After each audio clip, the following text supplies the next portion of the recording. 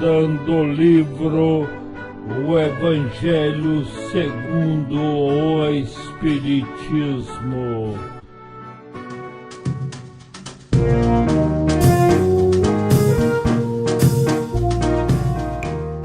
Estudaremos agora o Evangelho segundo o Espiritismo.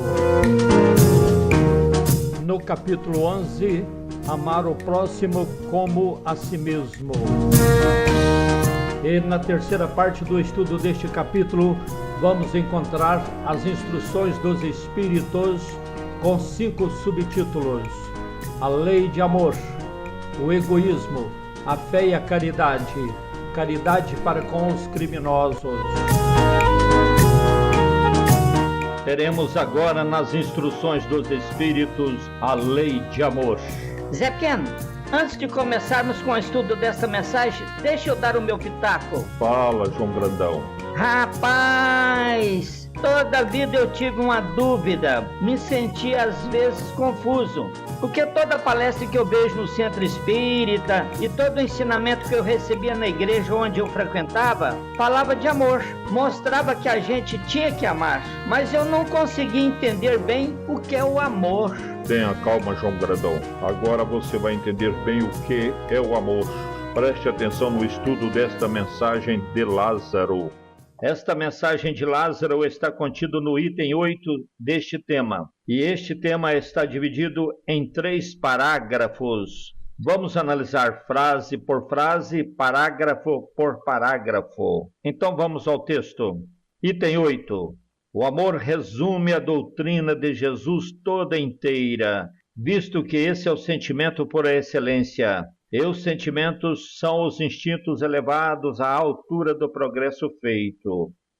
Então vimos aqui que na primeira frase já tem uma boa explicação do conceito, do que realmente é o amor.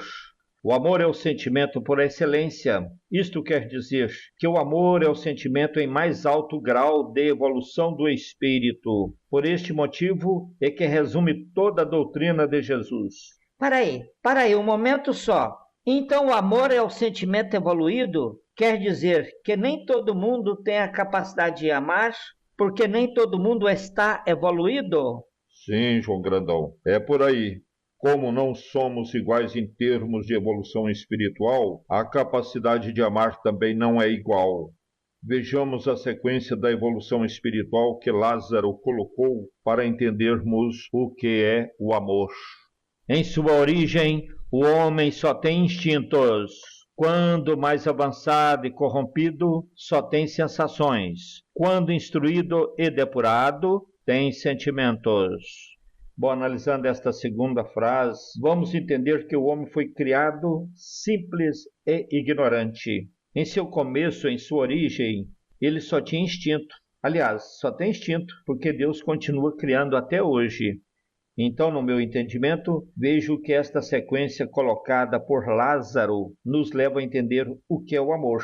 O instinto é a força oculta, que solicita, quer dizer, que leva os seres orgânicos a atos instintivos. Atos que não têm reflexão, nem combinação e nem premeditação. Quer dizer, atos que não têm nada de pensamento, de inteligência. Isto é, são atos feitos sem pensar, sem raciocinar. A inteligência que o homem tem, nesta fase, ela ainda não aparece, ela ainda não desenvolveu, ela está num estado latente. Então, por isso que a gente, às vezes, entende que ele só tinha instinto. Segundo Joana de Ângeles, o homem nesta fase primitiva vive a consciência do próprio eu. Tudo em função dele próprio e tudo que refere a ele e tudo em torno de sua existência. Ele prefere, então, a solidão do que o convívio com outras pessoas. Então, aí nasce o quê? O egoísmo, O egoísmo, que é a grande chaga da humanidade. Nasce aí. Aquela visão que o homem tem de se beneficiar em tudo, apesar de todos, apesar de tudo, ele só pensa nele. Então, realmente, tem esse lado instintivo do homem, do homem primitivo, que infelizmente ainda conserva com muitas pessoas. Mas o processo é lento e é um processo evolutivo, Dando sequência nesse estudo, então nós vimos aí que no início, então, o homem só tem instinto. Aí quando mais avançado e corrompido, só tem sensações. Aí dá a impressão que quando o instinto avança mais, progride mais e é corrompido, não quer dizer que seja corrompido assim no sentido de corrupção, é no sentido de transformação, de modificação. Então quando o instinto progride e é transformado, aí o homem passa a ter somente sensações.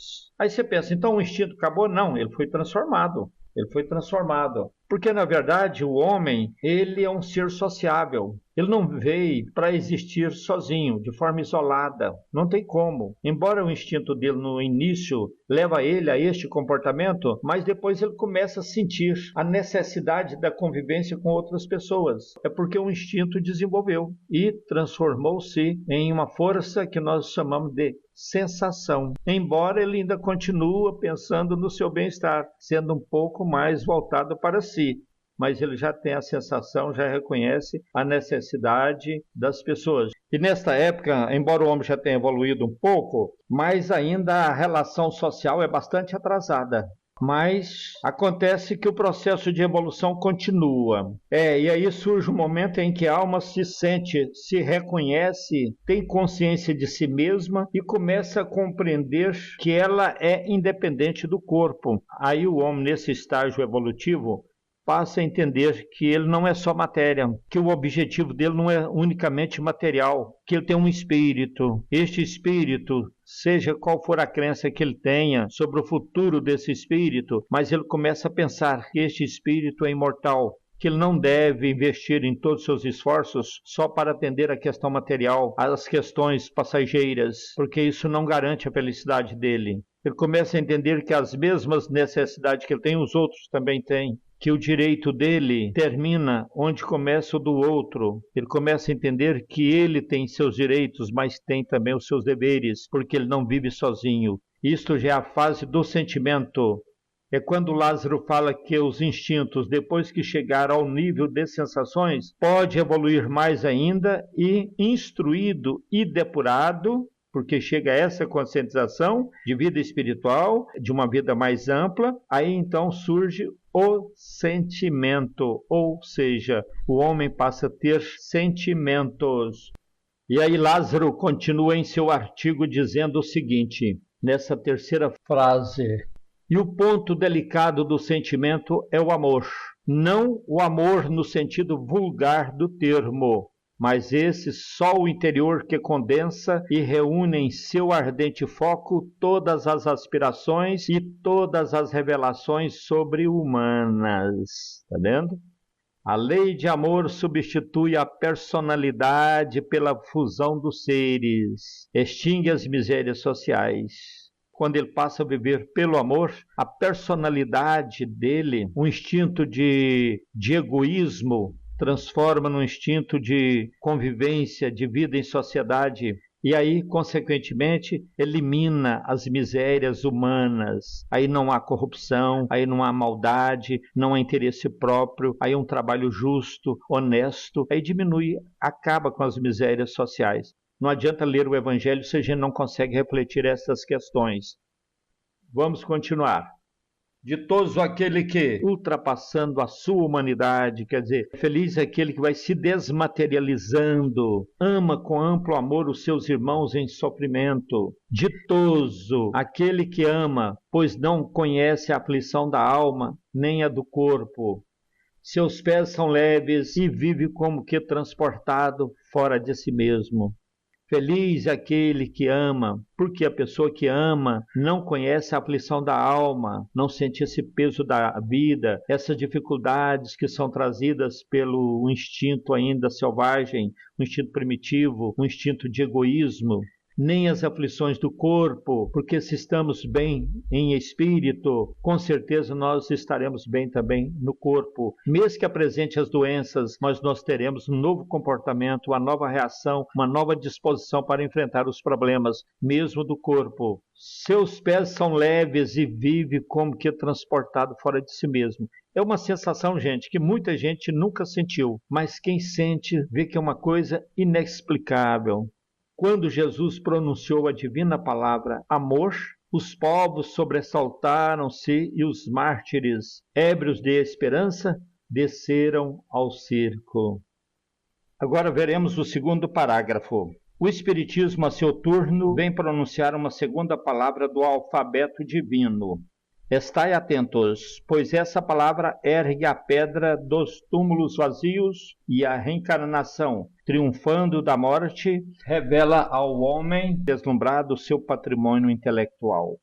Já não é ao suplício que ela o conduz, mas à conquista do seu ser, elevado e transfigurado.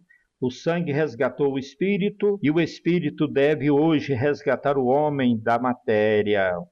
Depois que nós entendemos, sabemos o que é o amor, aí no segundo parágrafo vem mostrando que a doutrina espírita vem nos ensinar mais sobre essa questão da espiritualidade, da vida do espírito. E o homem só consegue esse processo, esse desenvolvimento, começando desde o instinto, chegando ao amor, através de grandes aprendizados, de vários exercícios. E isso a gente só consegue através da reencarnação, mostrando que já não é mais o suplício, né? Ou seja, a tortura, os castigos corporais, que vai fazer a pessoa libertar das mazelas, dos problemas da matéria, dos problemas pessoais. O que nos liberta disso aí é o nosso progresso, é a nossa evolução. Que o sangue, quer dizer, os sofrimentos da matéria, as dores pungentes que passamos pelo apego à vida material, fez o homem ter uma sensibilidade e descobrir o lado espiritual, descobrir que existe além do corpo um outro ser, um ser imaterial. E este ser imaterial, que é o espírito, está então tirando o homem do apego à matéria, dessa condição ainda totalmente de instinto animal. Aqui no terceiro parágrafo, disse eu, Lázaro falando, né? Disse eu que em seu começo o homem só tem instintos. Aquele, quer dizer, aquele homem, pois, em quem os instintos dominam, está mais perto do ponto de partida do que do fim. Para avançar na direção do objetivo, precisa vencer os instintos em proveito dos sentimentos, isto é, aperfeiçoar estes últimos, aperfeiçoar os instintos, sufocando os germes latentes da matéria, sufocando as forças instintivas que ainda estão ligadas à matéria. Os instintos são a germinação e os embriões do sentimento. Traze consigo o progresso, como a glândula encerra em si o carvalho, repetindo esse pedaço. Então, os instintos são a germinação e os embriões do sentimento. Isto é, o instinto serve de semente. Isto mostra que os instintos evoluem, eles desenvolvem, porque representam a germinação, os embriões, quer dizer, a semente dos sentimentos. Eles trazem consigo o progresso, como a glande, como um fruto que traz dentro de si uma semente que dá a árvore chamada carvalho. E os seres menos adiantados são os que, despojando-se, deixando-se pouco a pouco de suas crisálidas, deixando-se pouco a pouco de alguma coisa que os prende, de uma casca, tipo casca dura, esses seres ainda menos adiantados se conservam escravizados aos seus instintos. O espírito deve ser cultivado como um campo. Você já viu, por exemplo, a lavoura? Se você não cuidar dela, o que acontece? Ela embrutece cada vez mais, não produz, ela não desenvolve, ela não atende às nossas necessidades. O espírito também precisa de ser cultivado, precisa de ser exercitado, trabalhado para o seu desenvolvimento. Toda riqueza futura depende do trabalho presente, que vos dará muito mais do que bens terrenos, a elevação gloriosa. É então que, compreendendo a lei de amor que liga todos os seres, buscareis nela, quer dizer, na lei de amor, os gozos suaves da alma, prelúdios, quer dizer, o início das alegrias celestes. Lázaro, Paris, 1862.